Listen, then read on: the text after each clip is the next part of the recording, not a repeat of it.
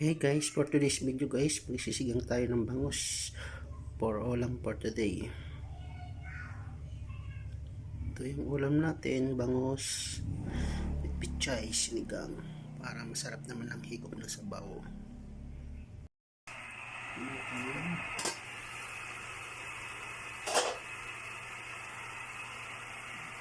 Yes.